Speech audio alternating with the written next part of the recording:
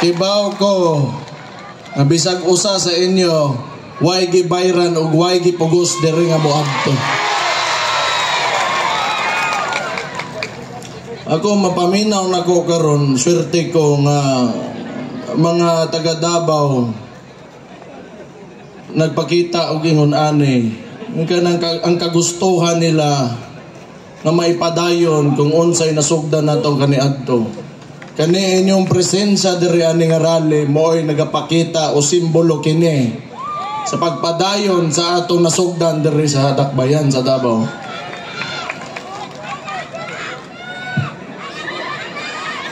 Gani kanang kibaw mo natay kanang ginatubang nga sitwasyon, pero di na kay nako gusto palawman kay klaro namang gyud pod nga ang kontra nato ang mismong presidente pagyud sa Pilipinas. Mooy gatag gusto tang palisuran, gusto tang ipiton, gusto niya nga ang Davaoenyo muluhod, pero wa gyud na, di gyud na mahitabo bisag sa iyang damgo kay ang Davaoenyo maisog o musoko gyud kini. Kumpiyansa ra kaayo siya manggod, nakaminos siya. Unang na siya mga kandidato diring gipadagan. Muingon hadlokon naman noon ta. Nga kita ang mga Davaoenyo kuno. Dili muluhod nila kung pilion ilang mga kandidato wa kuno tay budget.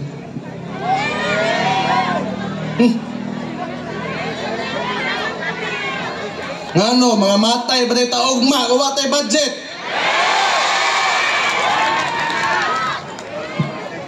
Dili ta mga alipin sa kwarta. Dili ta mga alipin sa kwarta. Pero unfortunately, ang atong gobyerno karon nagbutang og mga kandidato sa tibuok Pilipinas nga ilaha unya patungtungan nila ang ginatawag nga ayuda.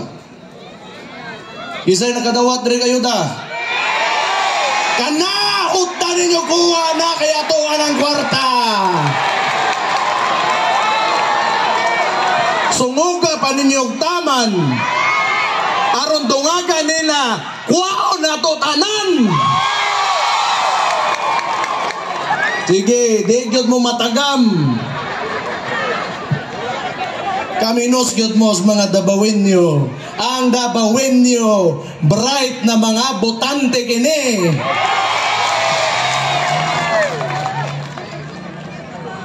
Nga ugok sila. Grabe laki naman na. So naman eh. Uya na, murag di pa na ako kaya siguro. Ingon nila sugod ray lood pero murag ay lang saron. Kuan. Ito ay nalipay ko nga makakita nga ni kadagang tao. Swerte ko, makaingon ko, swerte ko nga nahimo kong mayor o niya mo na yung mga tao nga kung mga ginadumala, swerte kikos nyo as damat kayo.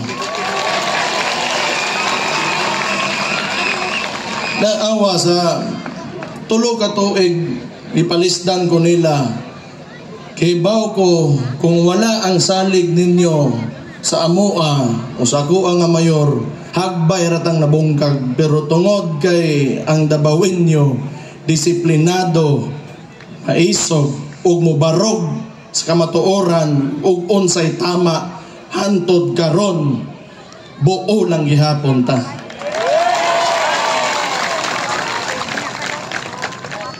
Naday ko mga kauban, apila po ninyo nagpili.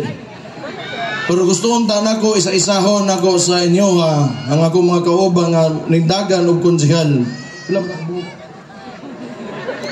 Siyam ni kabuok, walo ra atong pilion. Magsugod ta kang Luna Acosta. Inayag bakbak mo yung usam taon mo. Muna ni hapon bago mo nangan ligod. Si Luna Acosta, naabtan ako ayang inahan kaniadto 2019 pagsuod na ako pagka vice mayor. Salamat po kaayo, nagihatag ninyo ang boto sa kuha, na isalig mo sa kuha. Karon 2022 man ta nag-uban no, itungguan.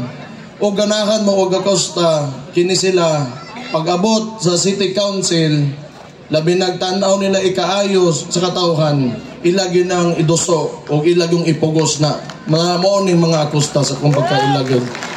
So, doon na Acosta. Ikaw mo sige mag-cellphone ha? Ikaw na sunod, tindog. Na si TJ Corsino Braga. Pilagihatag sa inyo ha.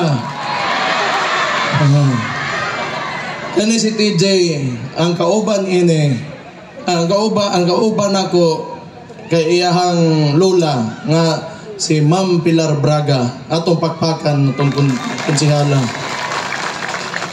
Ang ganahan ako kang Ma'am Braga, kang Ma'am Pilar kay buotan siya unya maestra, strikta gyud ni. So tanan kauban ako na sa local school board. Tanang moagi nga ganang labi na storya nga kwarta o kanang mga proyekto matanaw o ginatanaw og tarong kung naadto ba sa sakto o nagamit ba sa sakto nga pamaagi o tama bagid ang paggamit sa kwarta. Mao na ang iyang apo o ganahan pa mong Pilar Braga naa si TJ Corsino Braga. Atong pilihan pagka. Sige, padayon na ito yung mga ginatext. Nasi koan, ako dako kog pasalamat ining tawhan na gyud. Kung naamang ko'y bubalik man kog mayor, siguro sa kinabuhi, wa ko'y laing pilion na vice mayor si Melchor J. Kitain ng yapon. Gani, makaingon ko, tarong gyud. Labi na pag-abot sa proseso sa gobyerno, unsay nakasuwat sa libro, subay gyud na. Di gyud mo magkamali aning tawhanan ni. Maayo kay nga mobantay og kuan posisyon o kanang trabaho o kanang ginabantayan ng kaayuhan sa tao. Na si kuan. Kan maayo gyud ni Melchor J. Kitain, vice mayor na to. Dagan nagkonsehal. Salamat. Thank you kaayo gyud sa imong kabuutan. So, sunod. Ganun. Ragde Iboyan Jr. Gani nga Iboyan, kauban ako ang iyahan, amahan o iyang igsoon. Sa tinuod lang, malipayon ko nga nakauban ako ang Iboyan. Kunya karon siya mo'y mupuli siyang igsoon. Ganahan ako kani Batanon nga Iboyan. Naganindot manggod sa Batanon. Bag-o, presko. Kinanglan gyud nako mga kauban sa konseho nga idealista gyud. Aron dili maundang ay alangan kinaka-t-shirt mo magiboyan mo palakpak gyud mo. Kinanglan nako dili maundang ang pagka-progresibo gyud sa atong dakbayan. So kaning bata nga Iboyan, maayo man ang Iboyan sa mga niaging mga Iboyan nga nakalingkod sa konseho, ibutang nato sa City Council Ragde Niño Iboyan.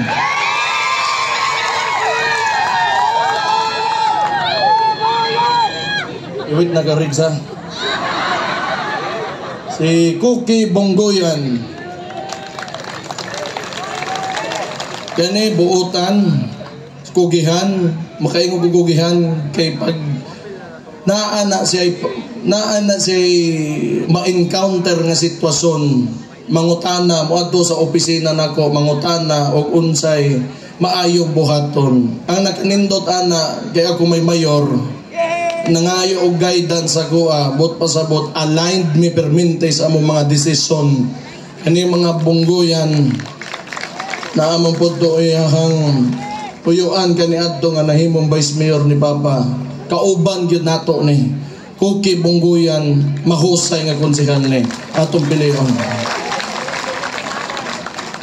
Si Paming Librado, ang ako ang matiman-an manggutan ni Paming Perme. Kaya sa mga librado, in general, kanahan kay ko kay kanang aktibo pag-abot sa mga polisiya. Ang pinaka-recent nga nahimo ani niya kadtong bisag wa na sa konseho, permente ko niya ginatext ang mga rider kani mga panda kani mga grab, sir, tarungan no to ang ilakan tax kay dili tama nga dako kayo ang ginasingil. Akong muhumok gyud akong kasing-kasing sa mga tao nga utabang mga tabangonon, mga luoy, mao nang mga librado. Salamat kayo. Tek Ocampo.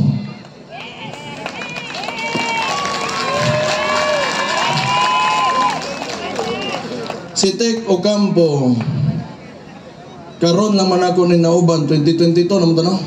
Oh. Pero believe ko kay ganahan kog konsehal. Okay, si Tek, ganahan kog tao nga politiko nga mostorya gyud. Kay nanglan na kog isog gyud. Kay aron pag oras gani nay mahitabo sa tusodad, nya labi naay abusado, salbahis, kani jurnalista manggod so anadaan nga mosulti ug mulaban gyud. So naa mao nang ganahan ko kay Tek Ocampo kay iyahang kusog ginareserba gyud para sa mga Dabawinyo labi nag pag-abot sa makatarungan. Salamat kaayo Tek. Naa si Bones Militar. Nanaba ka. Nanaba ka. Okay manoon cute. Ang kani ko yogin ning ang lolo ani. Believe you kay ko sa lolo ani. Kinakauban po nako the late Boni Militar, tong abogado. God bless his soul. Mao na yang apo mahusay kaayo to. Ug motuog nga ang apo murag kamintanan kasagaran po diri apo mga anak man mi daghan pog nabuhat ang mga militar po sa atuang distrito ug ginangita mog militar naa si Bones Militar para ninyo.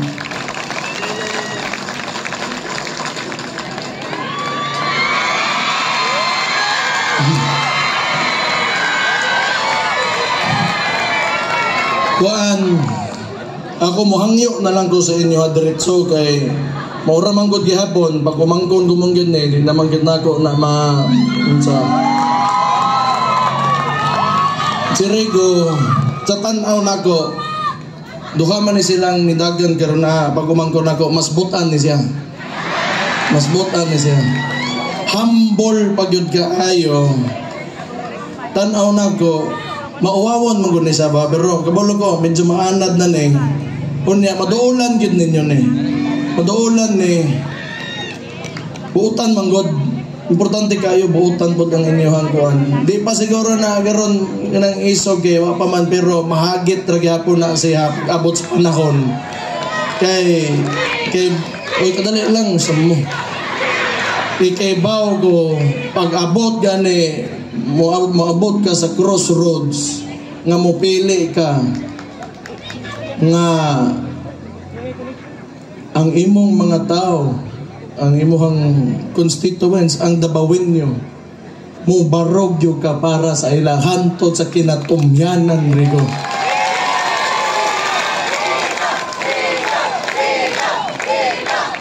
Okay na to tama na to. Ingon sila, pabor-pabor na kay paggumanggon. Kaning hugpong sa tawong lungsod, kasagaran sa mga anak o apo. O tanaw ninyo nga wala may sayop, may nakasala sa inyo ha. Unta, muhangyo ko ninyo, ibalik yapon may karong eleksyon na. Naapod tayo PPP party list. Ang naitabo